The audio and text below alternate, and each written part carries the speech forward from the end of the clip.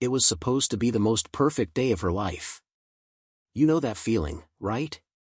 The one you dream about when you're a little girl, where everything is just magic. The sun was streaming through the stained glass windows of her old family home, casting little rainbows on the floor. The scent of her bouquet, a mix of gardenias and roses, was sweet and heavy in the air. And the dress was everything. As Emma stood at the top of the staircase, listening to the distant murmur of guests waiting at the garden altar, she felt a flutter of pure, untainted joy. This was it. The start of everything she'd ever wanted.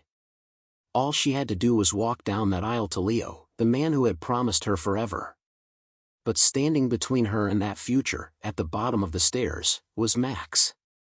Her golden retriever, her best friend since he was a wriggling puppy. He wasn't doing his usual happy dance, begging for a treat or a belly rub. No, he was planted firmly on the polished wooden floor, a low, worried whine rumbling in his chest. His big, brown eyes, usually full of simple devotion, were fixed on her with an intensity that made her heart skip a beat.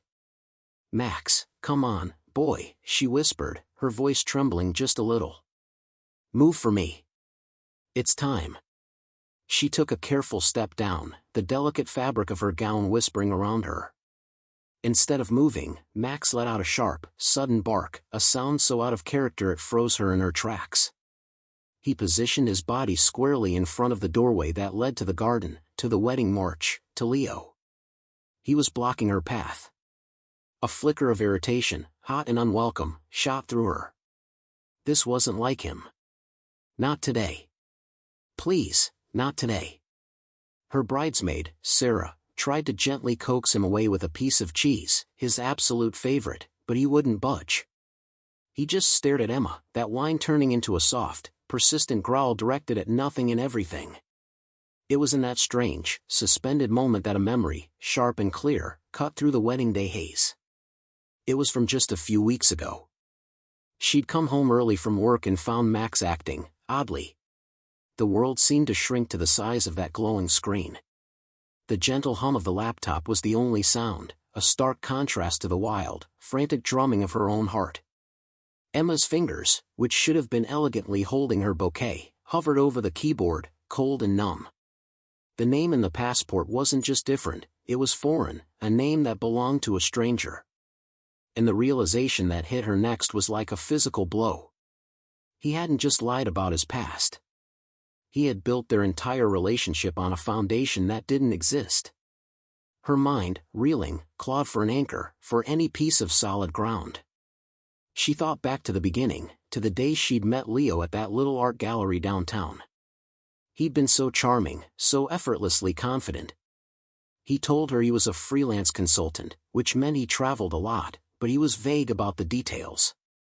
"It's boring, corporate stuff," he'd said with a dismissive wave of his hand. "I'd rather hear about your life." And she had. She'd poured her heart out to him, her dreams of opening her own design studio, her close relationship with her parents, her love for Max. He had listened so intently, his eyes fixed on hers as if she were the most fascinating person in the world. Now, that memory felt sinister. Had he been studying her? Profiling her for his own purposes? Max nudged her hand with his wet nose, a soft, insistent pressure that pulled her back to the terrifying present. He whined softly, his eyes fixed on the door, as if standing guard. He had known. This loyal, furry friend of hers had sensed the deception long before her own heart had allowed her to see it. All those times Max had been aloof with Leo, the low growls when Leo tried to discipline him, the way he'd always position himself between them on the couch, they weren't signs of jealousy. They were warnings. And she had ignored every single one, blinded by love, or maybe just by the intoxicating idea of the perfect future Leo represented. With a trembling hand, she minimized the passport photo and the desktop background came into view. It was a picture of the two of them, smiling on a beach, taken just a few months ago. Her face was radiant, pressed against his shoulder. The wedding march continued to play, each note a tiny, sharp hammer against her skull. Emma could picture the scene so clearly it made her feel sick. The guests would be shifting in their seats, starting to whisper. Her mother would be nervously smoothing down her dress, her father checking his watch. And Leo, what was he thinking?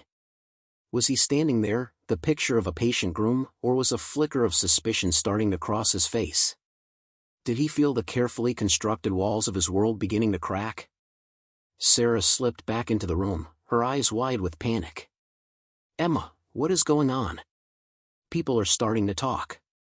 Your dad is getting worried. She stopped short, finally taking in Emma's ashen face, the way her whole body was trembling. Oh my God, are you having cold feet? It's normal, honey, it really is. Just take a deep breath. It's not cold feet, Emma whispered, her voice cracking. She opened her palm, revealing the small, silver USB drive. Sarah, he has a different passport. A different name. And there are photos, hundreds of photos of me. From before we even met. Sarah's face went from confused concern to stark disbelief. What? No. That's impossible. There has to be an explanation. She glanced towards the door, as if Leo himself might appear to offer one. Maybe it's for a surprise? A honeymoon thing? A surprise? Emma's laugh was bitter. He's been lying to me since the day we met. Max knew. He's been trying to tell me for months. As if on cue, Max pressed himself against Emma's legs, a solid, warm presence grounding her. The music from the garden abruptly stopped. A low, confused murmur of voices took its place. They were out of time. The illusion was shattering without her even having to say a word. Emma's mind raced. She couldn't go out there. But she couldn't hide in here forever. She looked from the USB drive in her hand to Leo's laptop. Sarah, I need you to do something for me, Emma said, her voice suddenly steady with a new, grim purpose. I need you to go out there and tell them I'm The door swung open, but it wasn't Leo. It was her father, his face a mask of gentle concern that shattered the moment he saw her. She must have looked like a ghost, standing there in her wedding dress, her face pale and streaked with tears, her body trembling. Emma, sweetheart, he said, his voice low and urgent as he stepped inside and closed the door behind him. Sarah said you fainted, but I can see that's not it. What in God's name is happening?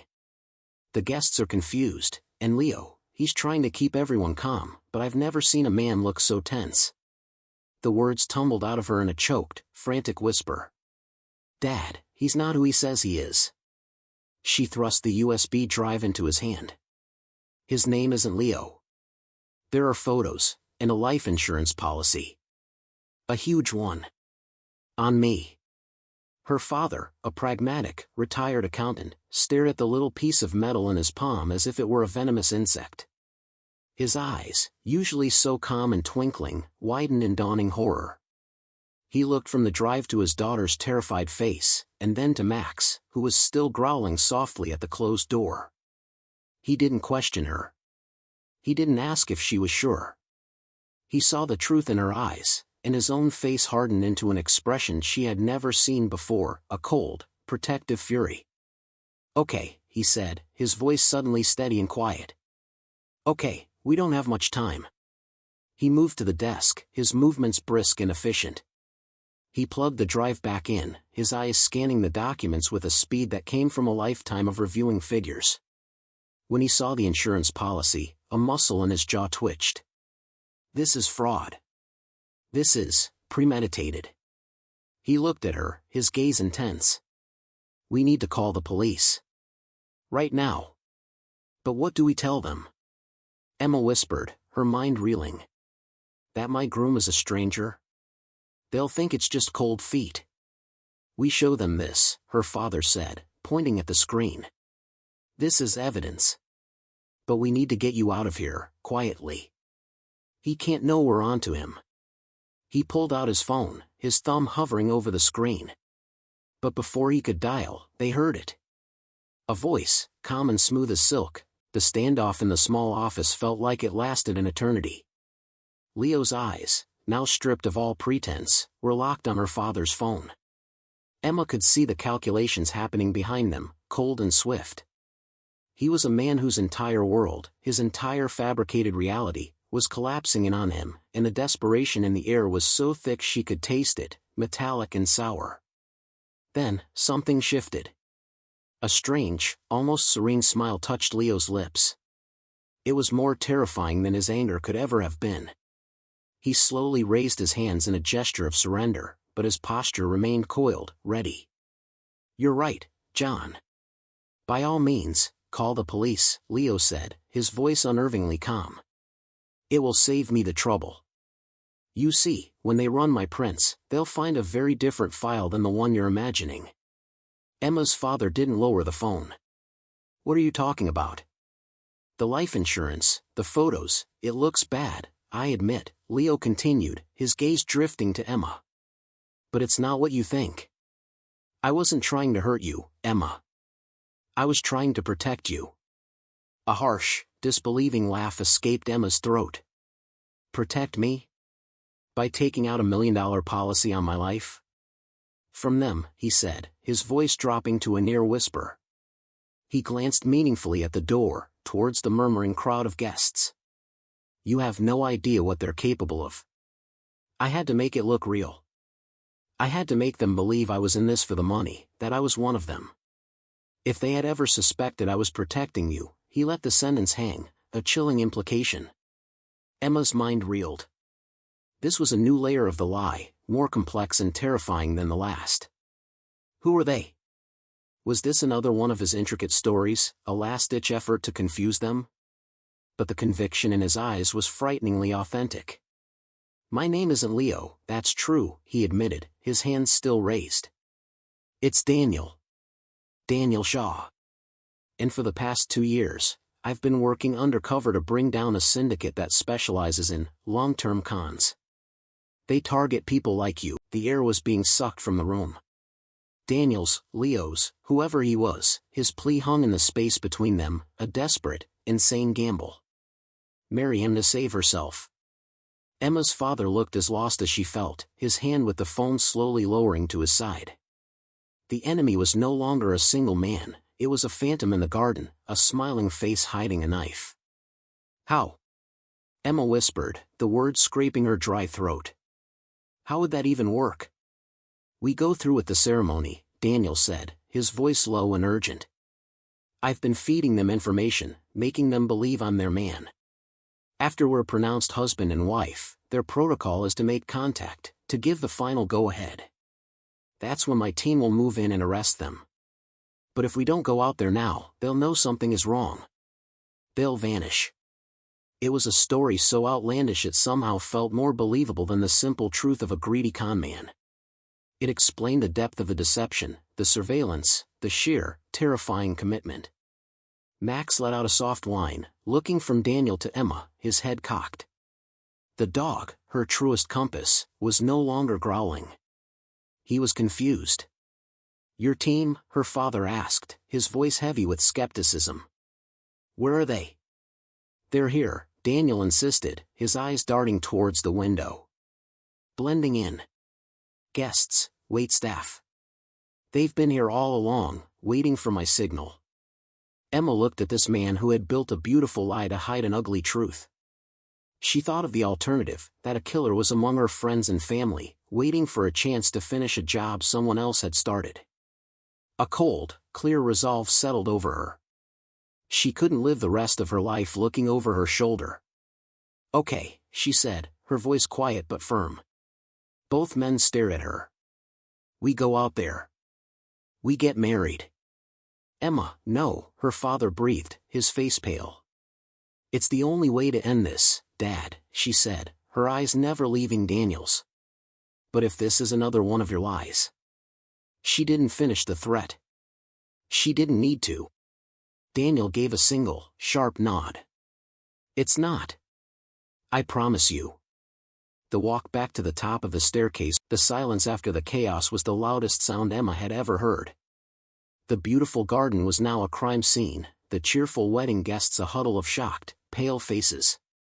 Her mother was crying, not tears of joy, but of confusion and fear. Her father held them both, his own body trembling with a delayed reaction. And through it all, she watched Daniel. He was no longer looking at her. He was an agent again, all business, coordinating with his team, giving statements to the uniformed police who had finally arrived. The annulment. The word echoed in her mind, hollow and cold. It would be like it never happened. But it had happened. She could still feel the ghost of his lips on hers, the weight of the wedding band on her finger, a cheap, fake prop he'd probably been issued. She slowly twisted it off, the metal feeling suddenly alien against her skin. It was over. She was safe. So why did she feel like her heart was breaking all over again? The next few hours were a blur of practical, grim details. The police took her statement, and she told them everything, from Max blocking her path to the life insurance policy on the laptop. They confirmed Agent Daniel Shaw's, identity and the existence of the long-term undercover operation. Robert, it turned out, had been the mastermind of a sophisticated criminal ring that had targeted 3 other women before her. The other 2 had met with unfortunate accidents shortly after their weddings. The syringe contained a powerful, untraceable toxin. The reality of how close she had come to death was a cold shiver that would stay with her for a long, long time. As the sun began to set, casting long shadows across the ruined celebration, the crowd had mostly dispersed. The flowers were wilting, and abandoned champagne glasses sat on tables like forgotten memories. Emma was sitting on the porch steps, still in her wedding dress, which was now smudged with dirt. Max was curled up beside her, his head in her lap, as if he knew she needed his warmth. Her parents were inside, finally having a moment of quiet, stunned peace.